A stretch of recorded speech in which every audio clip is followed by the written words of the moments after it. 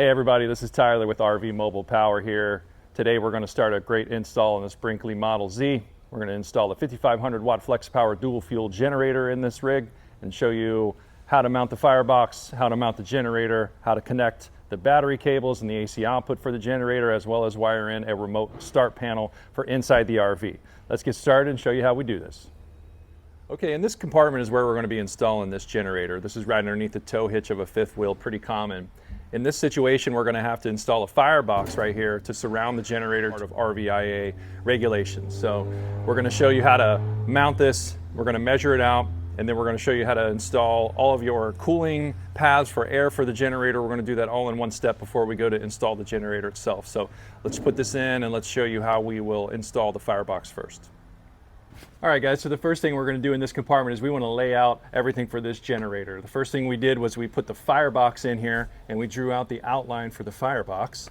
And then we took the pan of the generator so that we could draw out this hot air exhaust here, the oil drain plug right here, and then the cool air coming in over here on the right hand side. And then we're also, with the pan, able to mark 3 bolt holes in the back and 3 bolt holes here in the front. We're going to go up through the bottom of the pan of the RV and we're going to screw into the pan of the generator. So it's nice to have that on hand. You also probably want to put grates on these intakes so that critters and other things can't get up inside the compartment of your RV. So this is a nice thing to lay out as well to make sure that whatever you're designing for your holes, your grate is big enough to cover that. So this is a look at our pan here that we use for these, if you have one on hand or if you want to make a jig or for measurements. But just having one of these, laying it in place, you can trace out everything easily, and that's how we like to get started.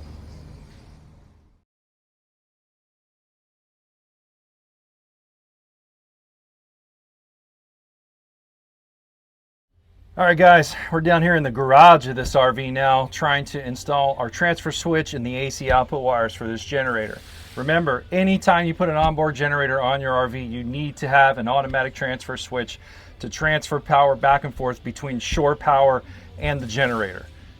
Unfortunately for this Brinkley Model Z, it did not come with a transfer switch installed. So we're gonna have to put in a 50 amp transfer switch. We're putting in a 50 amp generator. We need to make sure we have a 50 amp transfer switch. So what we're actually going to do is mount this right inside here where there's a junction box already placed. We're going to remove the junction box. We're going to put this transfer switch in place, and then we're going to connect the AC output wires as well as the shore power wires to this transfer switch, which will then run to the main power center for the RV. So let me show you exactly what we're doing back here. All right guys, here we are down in the belly of this RV. We've removed some panels here, and you can see this is what comes in your Brinkley. This is the AC output wires coming from the generator going to a junction box right here. We don't actually need this junction box. We're actually going to take it off. We're going to replace it with the transfer switch that we mentioned previously. We're going to mount it right to this wall. These will be our incoming power wires from the generator.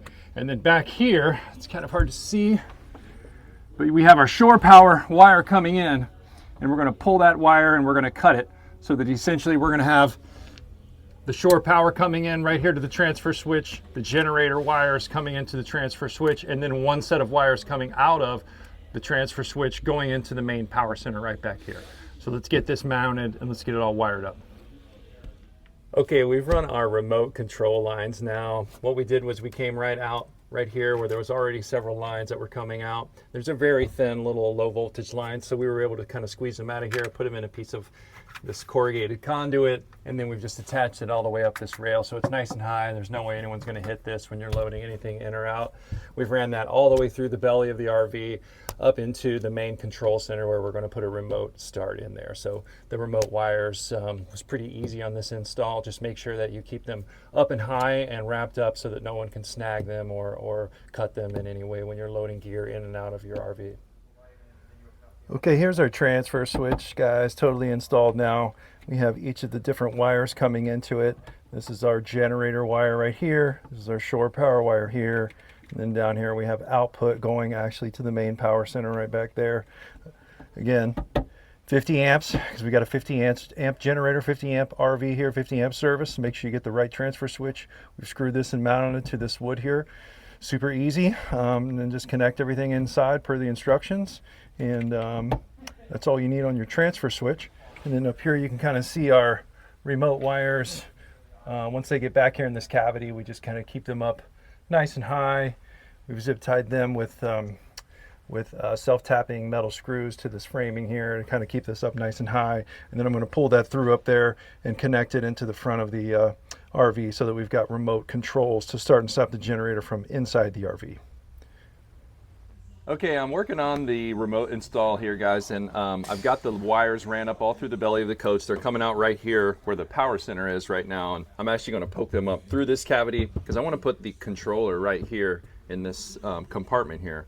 So what I've done here is I've got our controller all together and it's wired up and ready to go. This is how we sell this off of our website.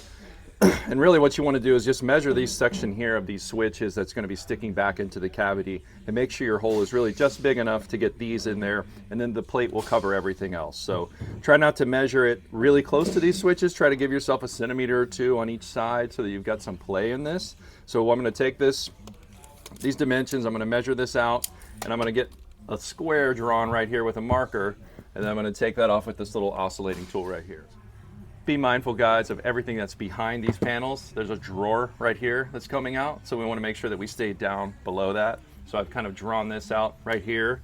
I'd like this location for the controller, and I've got all the dimensions put on there for these switchbacks to make sure that there's room for them to get in there.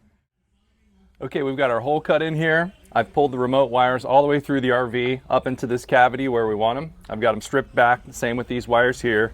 And we color code everything, guys, so we make it super easy. So you really just need to match up the colors of the wires. In this particular install, we're not doing gasoline, we're only doing propane. So the red wire is for priming, and we're not actually going to use that in this situation. So we're going to connect our blue wire, which is for starting, the pink wire, which is for your timer, and then the black ground wire. So we're really only going to connect 3 wires here. If this customer decides they want to use gasoline in the future, it'll be super easy to pull this out and connect it, but for now we're going to leave it disconnected because we're only running on propane. So I'll just connect this up and install this controller. Hey guys, Brian, RVMP here. Just wanted to touch base real quick about pre-delivery inspections. When we build the units at factory, we test and run them. Then they come into inventory. But prior to shipment out to any of our customers and OEMs, we go through an extensive pre-delivery inspection. This includes running the units under load. We've oiled them. We've applied gas and or propane based on the end use. And then we test them under those conditions. Here we've got the 5500 that's been through this process today earlier. That'll be going and getting installed in this Brinkley behind me.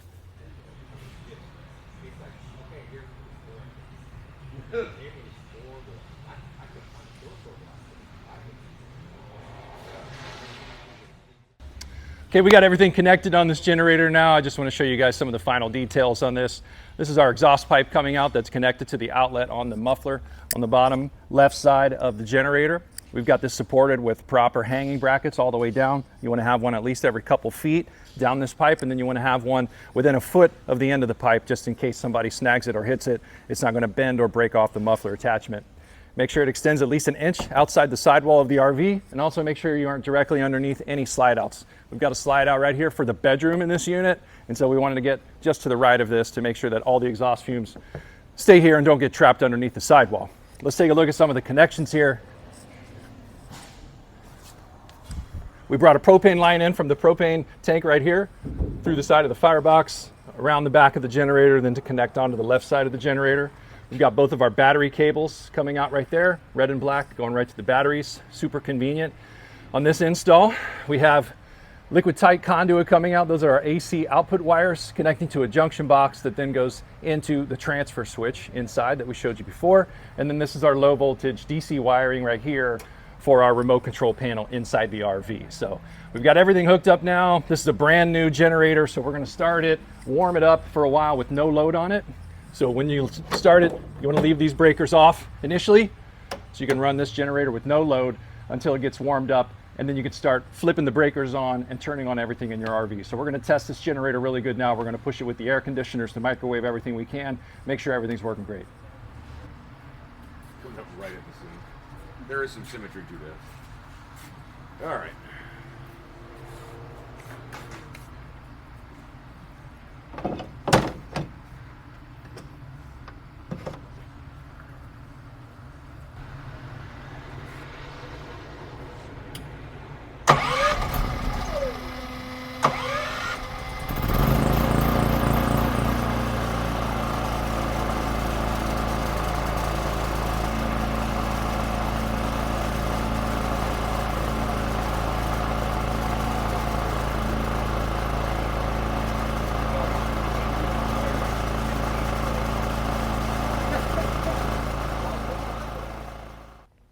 Okay, we've wrapped this install on this Brinkley Model Z. It turned out great. We're really excited to get our generators on these beautiful rigs. If you've got an RV and you want to get an installed generator in it, please look us up, RV Mobile Power, www.rvmp.co, 1-855-HAPPY-RV. We'll see you out there camping.